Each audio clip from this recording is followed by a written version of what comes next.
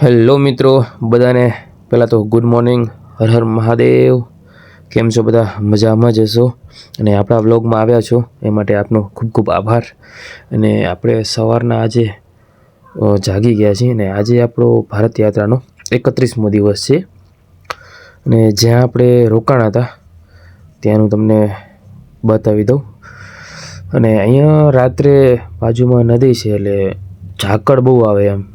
સવારના ઝાકળ એકદમ ફૂલ આખું પાછળ આગળ જો આમ જોઈને ઉપરથી ટેન્ટ આખું પલળી જાય. અને પછી આપણે ત્યાંથી આગળની તરફ નીકળી જવાના છીએ કે આપણે આજે જવાનું છે મુક્તિનાથ બાજુ. મુક્તિનાથ અહીંથી 300 કિલોમીટર દૂર છે એટલે હજી એક દિવસ લાગશે આપણને મુક્તિનાથ પહોંચતા. એટલે એક આજે ને કાલે 2 દિવસ લાગશે ત્યાં પહોંચતા, કેમ કે આપણે રોજનો 150 કિલોમીટર જેવું કાપીએ છીએ. અને જો અહીંયાના સુંદર મસ્ત મજા રસ્તા છે, પણ રસ્તા છે તો બરાબર છે, પણ રસ્તો વળાંક ઓલાય ઢાળવાળા આવા બહુ હોય છે. પછી આપણે વચ્ચે ઊભા રહીને એવું થયું કે આટલા મસ્ત સુંદર મજાનું કુદરતી દ્રશ્ય છે, પર્વતો છે, તો થોડુંક આપણે અહીંયા ફોટોને એવું પાડી, પણ ફોટોને તો કોઈ રીતે સેટ નહોતું થતું. એટલે આપણે સેલ્ફીવાળું સ્ટ્રીક કાઢી અને ચારે બાજુનું મસ્ત મજાનું વ્યૂ લેવાનું શરૂ કર્યું. અને જો અહીંયા આપણને જેટલું અત્યારે શિયાળો છે પણ જેટલું વરસાદના જેવું વાતાવરણ હોય ને એ ટાઈપનું આખું વાતાવરણ, ચારે બાજુ લીલોતરી, એકદમ લીલોતરી. જુઓ કેવું લાગે, જાણે ધરતી માતાએ લીલા કલરની સાડી પહેરી હોય કેમ ચારે બાજુ. અને વચ્ચે રસ્તાના કાળા પટ્ટા, એટલે જે સાડીમાં કાળો પટ્ટો હોય ને લેસ એ ટાઈપનું લાગે. જુઓ ખાલી તમે, ચારે બાજુ લીલોતરી લીલોતરી, એકદમ મસ્ત મજા આવી. પણ ફોટા પાડવા હતા પણ ફોટાવાળું સેટ નહોતું થતું કોઈ રીતે, કેમેરો બરાબર રહેતો નહોતો, એટલે આપણે મસ્ત મજા બનાવી લીધું. પછી આપણે આગળ ગયા એટલે આપણે હતા મેપના સહારે. અને તમને ખબર જ છે કે આપણે મેપના સહારે હાલતા હોય તો ક્યારેક ક્યારેક અવળા પણ નીકળી જાય. જુઓ કેવો રસ્તો છે એ જુઓ તમે ખાલી, એકદમ કાચા કાચા રસ્તે આવી ગયું. ને પાછો ડુંગરવાળો રસ્તો. થોડીક આગળ ગયા આપણે એટલે પાછું વિચાર્યું કે આ રસ્તો બરાબર નથી, એટલે પાછા ત્યાંથી રિટર્ન આવી. હવે આજે તમને આ થોડોક ફ્રી છો એટલે વાત કરું કે ભારત યાત્રા કરવી ને એ બહુ હેલી નથી, બહુ અઘરી છે યાર, બહુ એટલે બહુ. હવે કઈ રીતે અઘરી તમને કહું, કેમ કે સવારે વહેલા તમે જાગ્યા એટલે તમારે પહેલા નક્કી કરવાનું કઈ જગ્યાએ જવાનું, કયો રૂટ બરાબર છે, કયા રસ્તા બધા બરાબર છે, બધું નક્કી કરવાનું. પછી ત્યાંથી આગળ નીકળો એટલે કંઈક ખાવા નાસ્તો કરવા જોઈએ, એટલે પાછું નાસ્તો કરવા ઊભું રહેવાનું. નાસ્તો કરી લીધો પછી આપણે રસ્તામાં હાલતા હોય એટલે આપણે આમ થોડોક ક્યારેક આપણે ઘણી વખત આપણે આપણા ગુજરાતમાં પણ આપણે ઘણી ક્યારેક 100 કિલોમીટર જવું હોય ને તો એવા કેટલા આપણે ઓલા ધકે કે ઘડીક બાઈક આડું નાખે, ઘડીક ગાડી આડી નાખે, ઘડીક કોઈ માણસ વચ્ચેથી નીકળે, એટલે આમ બહુ બધી તકલીફો પડે એમ.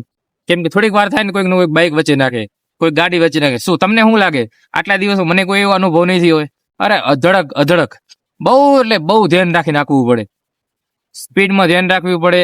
પછી નજર એકદમ જોવે સેમ કે સામે જ જોવે, જરાક તમે ચૂકી ગયા ને તો પણ તમે પડી જાઓ ને લાગી જાય, એટલે આ બધું ધ્યાન રાખવું પડે. પછી બપોર થાય એટલે જમવાનું જમતા જમતા પાછું એ હોય કે સામે કેટલા વાગે પહોંચશું આપણે, એ બધું બહુ એટલે બહુ ધ્યાન રાખવું પડે. પછી એ તો બધું ઠીક હાલો, એ આખા દિવસનું થઈ ગયું, પણ સાંજના 5 વાગે ને ત્યારે આપણને ખબર પડે કે હવે આપણે રાત્રે રોકાવાનું છે. હવે રોજ રોજ આપણે ભારત યાત્રા કરતા હોય એટલે દરરોજ હોટેલ તો રખાય નહીં, એટલે આપણી પાસે ટેન્ટ હોય કે બરાબર ને, હવે ટેન્ટ લગાવીને હુવાનું.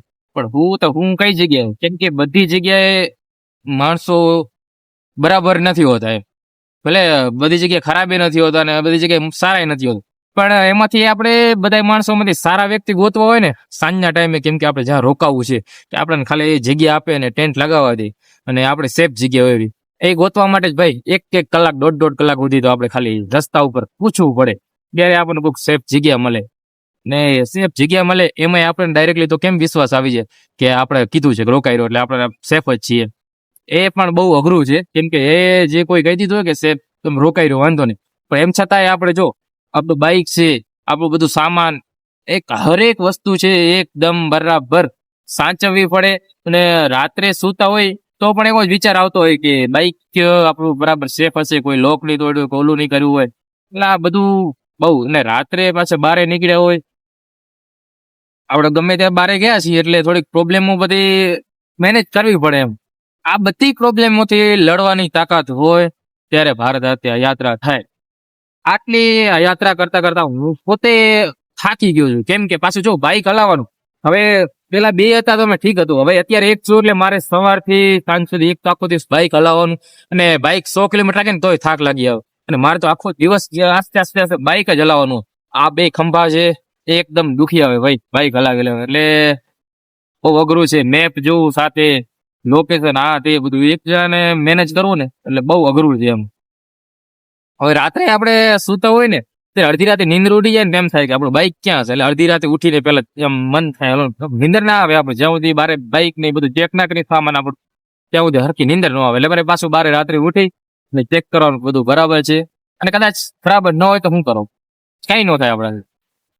અહીંયા થોડી આપણે કોઈથી ઝઘડવા બે, એટલે જે હોય બધું આ બધું વસ્તુ મેનેજ કરતું રહેવું પડે. એવું બહુ અઘરું છે એમ.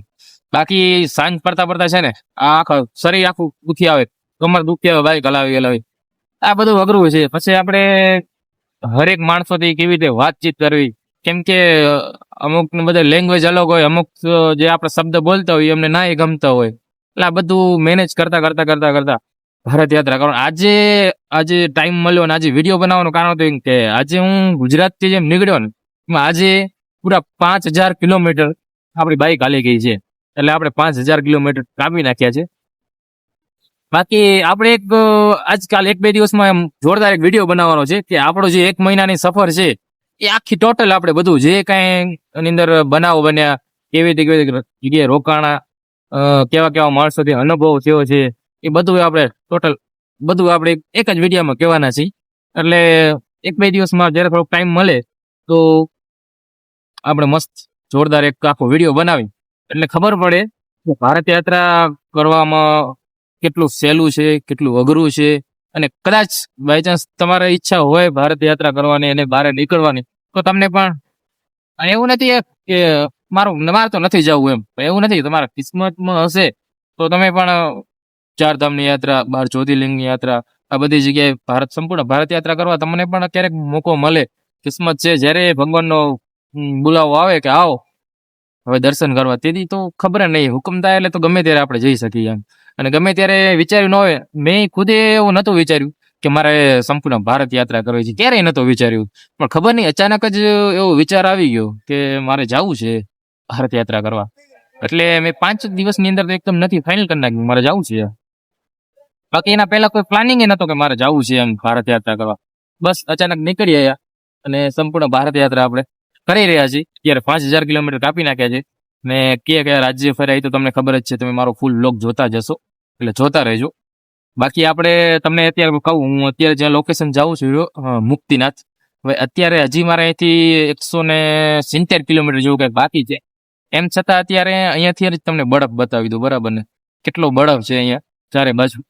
અને હજી તો વિચાર આવે છે કે મુક્તિનાથ જાય છે એટલે ત્યાં કેટલો બરફ હશે, જેમ કે શરૂઆત અત્યારથી એવો થઈ ગઈ છે કે અહીંયા બરફ છે, બતાવું તમને. જો હજી 170 કિલોમીટર છેટું છે, અને તમે જુઓ ખાલી બરફ, જો અત્યારથી આ ચારે બાજુ ડુંગરોમાં બરફ દેખાય ને આપણે આવી જગ્યાએ અત્યારે જવાનું છે.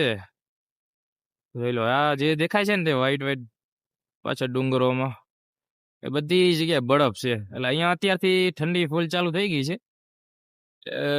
ફૂલ વ્લોગ જોતા રહેજો, ને કાલનો વ્લોગ તો જોવાનો ભૂલતા જ નહીં, ફૂલ મજા આવવાની છે.